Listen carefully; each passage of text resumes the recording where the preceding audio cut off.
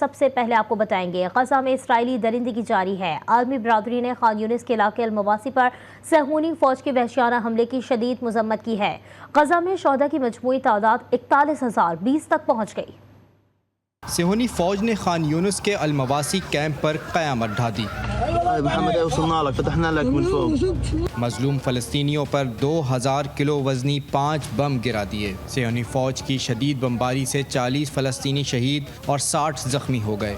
حملے کے نتیجے میں 9 میٹر گہرا گڑھا پڑ گیا۔ زیادہ تر لاشوں کے ٹکڑے ہونے اور گلنے سے شناخت ناممکن ہو گئی۔ ترکیہ، ایران اور اقوام متحدہ کے ایلچی نے صہیونی حملوں کی شدید مذمت کی۔ رفح میں اسرائیلی بمباری سے 3 فلسطینی شہید ہوئے۔ الشابہ اسکوائر پر قائم کھانے کے اسٹال پر حملے میں بچے سمیت 5 فلسطینی شہید ہوئے۔ یورپی یونین کے ترجمان جوزف بوریل نے کہا کہ بین الاقوامی مداخلت کے بغیر مغربی کنارہ ایک نیا غزہ بن جائے گا۔ ورلڈ ہیلتھ آرگنائزیشن کے ڈائریکٹر جنرل نے کہا کہ غزہ میں بچوں کو صرف پولیو ویکسین نہیں، دیر پا امن کی اشد ضرورت ہے۔ اسرائیلی فوج نے بیان جاری کیا کہ مغربی کنارے میں ہلاک ہونے والی امریکی ترک خاتون کو ممکنہ طور پر بالواسطہ اور غیر ارادی طور پر گولی مار دی گئی تھی۔ امریکی وزیر خارجہ اینٹونی بلنکن نے کہا کہ ایگی کا قتل بلا اشتعال اور بلا جواز تھا۔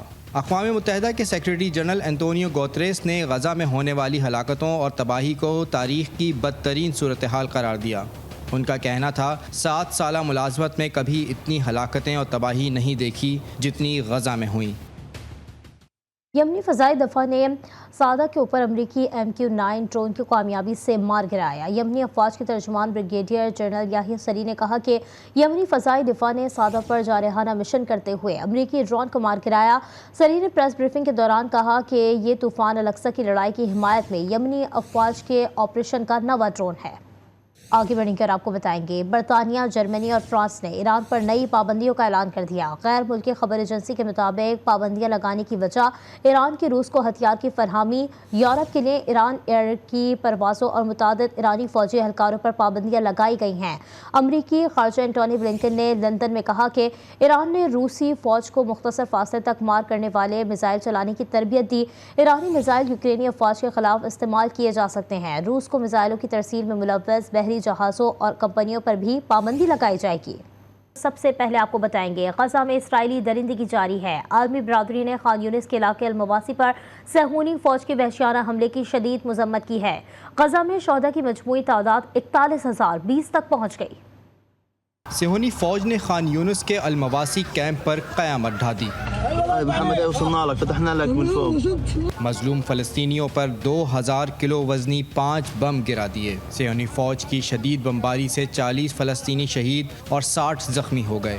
حملے کے نتیجے میں 9 میٹر گہرا گڑھا پڑ گیا۔ زیادہ تر لاشوں کے ٹکڑے ہونے اور گلنے سے شناخت ناممکن ہو گئی۔ ترکیہ، ایران اور اقوام متحدہ کے ایلچی نے صہیونی حملوں کی شدید مذمت کی۔ رفح میں اسرائیلی بمباری سے 3 فلسطینی شہید ہوئے۔ الشابہ اسکوائر پر قائم کھانے کے اسٹال پر حملے میں بچے سمیت 5 فلسطینی شہید ہوئے۔ یورپی یونین کے ترجمان جوزف بوریل نے کہا کہ بین الاقوامی مداخلت کے بغیر مغربی کنارہ ایک نیا غزہ بن جائے گا۔ ورلڈ ہیلتھ آرگنائزیشن کے ڈائریکٹر جنرل نے کہا کہ غزہ میں بچوں کو صرف پولیو ویکسین نہیں، دیر پا امن کی اشد ضرورت ہے۔ اسرائیلی فوج نے بیان جاری کیا کہ مغربی کنارے میں ہلاک ہونے والی امریکی ترک خاتون کو ممکنہ طور پر بالواسطہ اور غیر ارادی طور پر گولی مار دی گئی تھی۔ امریکی وزیر خارجہ اینٹونی بلنکن نے کہا کہ ایگی کا قتل بلا اشتعال اور بلا جواز تھا۔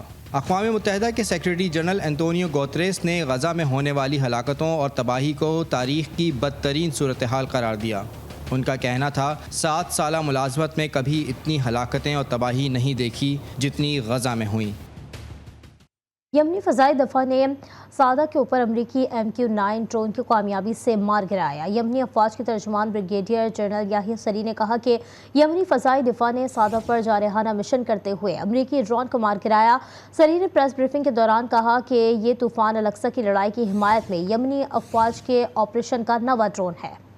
آگے بڑھ کر آپ کو بتائیں گے، برطانیہ، جرمنی اور فرانس نے ایران پر نئی پابندیوں کا اعلان کر دیا۔ غیر ملکی خبر ایجنسی کے مطابق پابندیاں لگانے کی وجہ ایران کی روس کو ہتھیار کی فراہمی، یورپ کے لیے ایران ایئر کی پروازوں اور متعدد ایرانی فوجی اہلکاروں پر پابندیاں لگائی گئی ہیں۔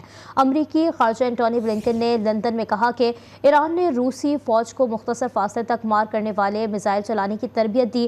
ایرانی میزائل یوکرینی افواج کے خلاف استعمال کیے جا سکتے ہیں۔ روس کو میزائلوں کی ترسیل میں ملوث بحری جہازوں اور کمپنیوں پر بھی پابندی لگائی جائے گی۔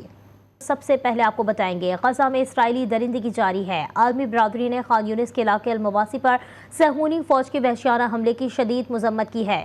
غزہ میں شہداء کی مجموعی تعداد 41,020 تک پہنچ گئی۔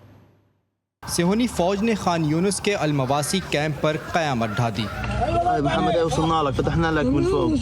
مظلوم فلسطینیوں پر 2000 کلو وزنی 5 بم گرا دیے۔ صہیونی فوج کی شدید بمباری سے 40 فلسطینی شہید اور 60 زخمی ہو گئے۔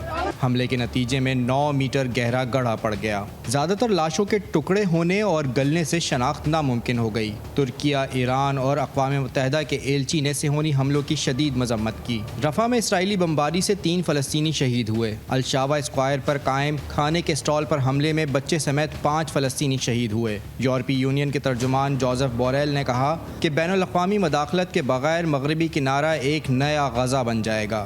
ورلڈ ہیلتھ آرگنائزیشن کے ڈائریکٹر جنرل نے کہا کہ غزہ میں بچوں کو صرف پولیو ویکسین نہیں، دیر پا امن کی اشد ضرورت ہے۔ اسرائیلی فوج نے بیان جاری کیا کہ مغربی کنارے میں ہلاک ہونے والی امریکی ترک خاتون کو ممکنہ طور پر بالواسطہ اور غیر ارادی طور پر گولی مار دی گئی تھی۔ امریکی وزیر خارجہ اینٹونی بلنکن نے کہا کہ ایگی کا قتل بلا اشتعال اور بلا جواز تھا۔ اقوام متحدہ کے سیکریٹری جنرل انتونیو گوتریس نے غزہ میں ہونے والی ہلاکتوں اور تباہی کو تاریخ کی بدترین صورتحال قرار دیا۔ ان کا کہنا تھا 7 سالہ ملازمت میں کبھی اتنی ہلاکتیں اور تباہی نہیں دیکھی جتنی غزہ میں ہوئیں۔